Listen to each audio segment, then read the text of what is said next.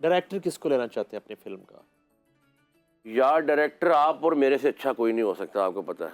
अच्छा, मेहरबानी, thank you. है ना? मेरे पास तो टाइम भी है मैं वही तो कह रहा हूँ, तो हमारे पास आप तो आप बिजी हो गए, फिर हम दोनों जब अवेले होंगे ना आराम से, तो हम ही डायरेक्ट करेंगे। अच्छा, और स्टोरी तो आपको भी सारी याद है। स्टोरी तो मुझे याद है, स्क्रिप्ट तो मुझसे अच्छा कोई नहीं लिख सकता। कोई नहीं लिख सकता, तो फिर हम इंशाल्लाह बस थोड़े से पैसे और कमा लें, शुरू कर देंगे। और कास्ट क्या सोची आपने?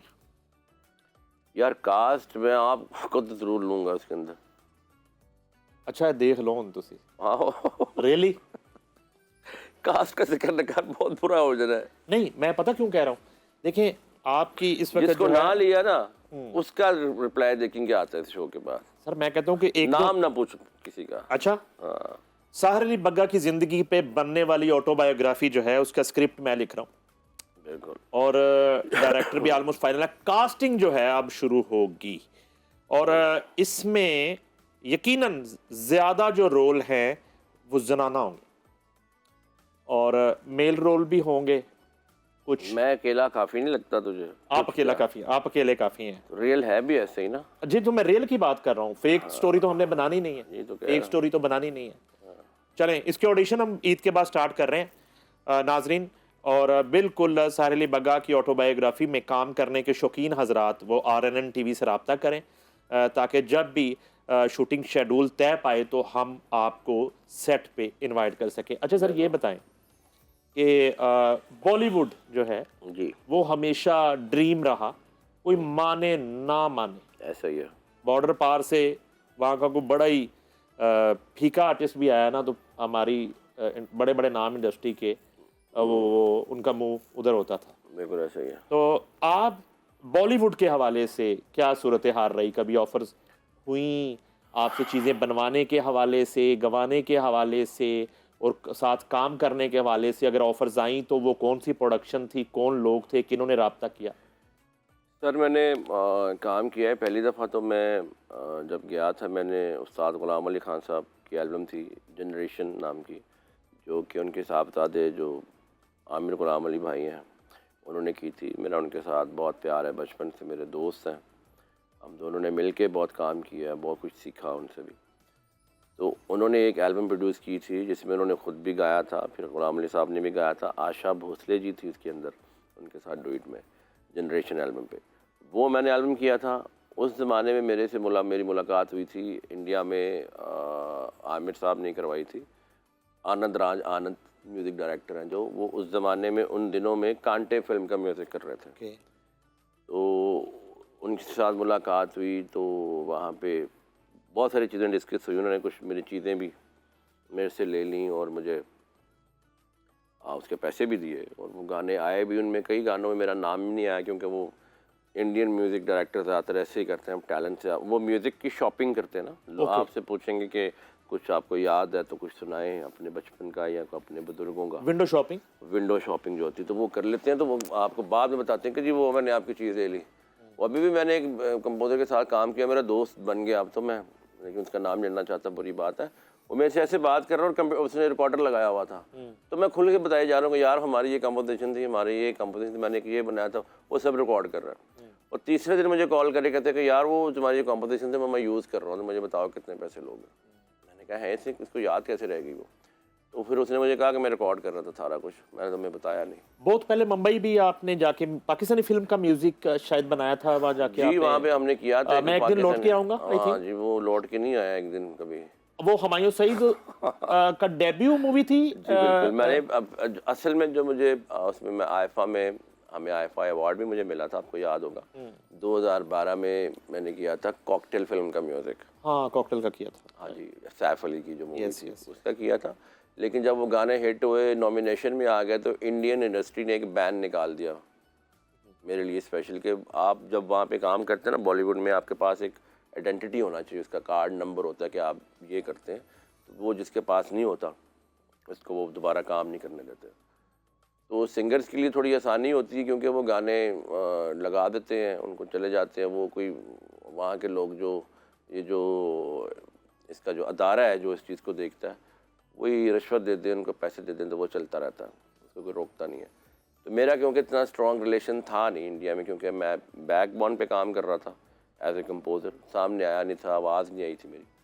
तो उसके बाद वैसे सबके लिए ही बंद हो गया 2013 में, आपको याद ही होगा कि इंडिया में आप काम नहीं कर सकते। लेकिन ये है कि बॉलीवुड एक कंप्लीट इंडस्ट्री है जिसको आप समझ सकते हैं कि जिसने बहुत सारे हीरोज़ बनाए, बहुत सारे हीरोज़ ने सिंगर्स बनाए, बहुत सारे सिंगर्स ने हीरो बनाए।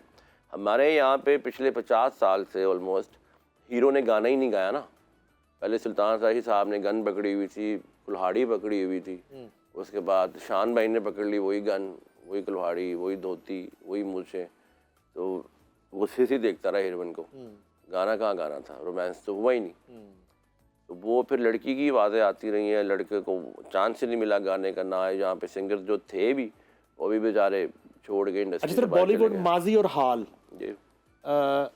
किस सिंगर जो है आपने कभी चाहा हो कि ये शख्स मेरी कॉम्पोजिशन गाता? तो मुझे जो सिंगर देखें, अभी सबकी आवाज़ें ना, माइक भी जो अभी चल रहे हैं या अभी जो साउंड चल रही है डिजिटल, वो आप भी नोट कर रहे होंगे, जितने भाई हमारे इस वक्त सुन रहे हैं, जितने लोग यहाँ भी बैठे हुए हैं, वो सबकी आवाज़ एक जैसी लगती है, क्योंकि वो साउंड ऐसी बन गई है। उसके जो कंप्यूटर में जो आप डालते हैं तो सबकी आवाज़ एक जैसी लगती है। मैं म्यूज़िक कंपोजर हूँ, मैं गाने बनाता हूँ, मुझे समटाइम लगता है कि अच्छा ये फलां बंदा ही गा रहा है, और वो नहीं होता वो, ठीक है। हमारे पहले ऐसे होता था कि जैसे रफ़ी साहब की, गुलाम अली खान साहब की, मेहंदी हसन खान साहब की, किशोर साहब की, इनकी आवाज़ें अलग अलग नज़र आती थी। वो गाते थे तो लग जाता था कि ये वो रफ़ी साहब गा रहे हैं या गुलाम अली साहब गा रहे हैं। तो अब नहीं लगता कि कौन गा रहा है। तो इसलिए आज भी जो सिंगर हमारे इंडिया में चल रहे हैं या गा रहे हैं, जैसे राहत फ़तेह अली खान साहब हैं, उनकी अलग आवाज़ है, तो वो राहत फ़तेह अली खान एक शनाख्ती कार्ड है, एक वोकल का एक नाम है। इसी तरह आतिफ़ जो है, उनका एक अपना नाम है, उनकी अपनी आवाज़ है। तो मसला सिर्फ यही है कि हमारे यहाँ भी और इंडिया में भी सब एक जैसा ही गाना शुरू कर दिया सब ने। मैं इसलिए हमेशा कहता हूँ कि हम अपने कल्चर को प्रमोट करें। मैं हमेशा, आप देखें, मैं कोक स्टूडियो भी गया था, उन्होंने मुझे बहुत कुछ कहा कि आप इस तरह ये अंग्रेज़ी गाना सुनिए, इस तरह का सुनिए। मैंने कहा था मैं ये नहीं करूँगा, मैं अपने कल्चर को प्रमोट करूँगा, अपने कल्चर को प्रेजेंट करूँगा। मैं हमेशा कहता हूँ कि यार कोई दूसरे मुल्क से बंदा बैठ के पाकिस्तानी म्यूज़िक लिखे, उसने सुनने को दिल करे, तो वो पाकिस्तानी म्यूज़िक फिर वही निकला है जो ब्रिटिश में चल रहा। हमारा अपना तो रहे ना। अच्छा, एक तरफ जो है ना ज़रूरी था जैसी, और सैकड़ों ओएसटी की मेलोडी और बड़े एक जिसको आप कहते हैं सॉफ्ट सॉन्ग्स, और दूसरी तरफ सरहदों पर वलवला और जोश, खून गरमाने वाले तराने। ये क्या कॉम्बिनेशन है? और ख़ास तौर पे जो शोहदा के लिए जब आप चीज़ें बनाते हैं, जी बिल्कुल, वो क्या फीलिंग होती है उनके लिए जब चीज़ बनाते हैं? फिर नारा तकबीर जब वाघा बॉर्डर पे बजता है और पाकिस्तान जिंदाबाद गूंजता है, ये ज़रा फीलिंग्स हमारे साथ शेयर करें, और इन सरहदों के मुहाफ़िज़ों से इतना लगाव जो है आपका, उसकी वजह बताएं। सर ये देखें, ये मेरा काम है, म्यूज़िक बनाना, म्यूज़िक में रहना, म्यूज़िक करना। और वैसे तो मैं हूँ इंसान ना, मेरे अंदर वो सारे एलिमेंट हैं कि मैं किसी का दुख देखता हूँ, मुझे दुख होता है। मैं किसी की खुशी देखता हूँ, मुझे खुशी होती है। मैं अपने पाकिस्तानियत देखता हूँ कि मेरे अंदर मेरी हुब्बे वतनी कितनी है। या मैं किसी अपने फ़ौजी भाई को देखता हूँ तो वो मेरे अंदर भी जागता है वो सारा कुछ। तो जो मैं निकालता हूँ, मैं अपने काम से इसको निकाल लेता हूँ। जैसे कोई शायर गज़ल भी लिखता है बहुत खूबसूरत, उसके बाद वो फिर एक जहाद पे सॉन्ग भी लिख सकता है कुछ, या वो किसी शहीद के लिए भी लिख सकता है। उसी तरह सारे एलिमेंट मेरे अंदर as a person, as a इंसान मेरे अंदर हैं। मैं अपने काम से निकाल लेता हूँ। मुझे कोई सिचुएशन सुनाता है कि जी ये ड्रामे की सिचुएशन है, इसमें लड़की जो है उसको उसके हस्बैंड ने छोड़ दिया, उसको मारा, उसके साथ बड़े जुल्म हो रहे हैं, तो हम उस तरह का गाना बना देते हैं।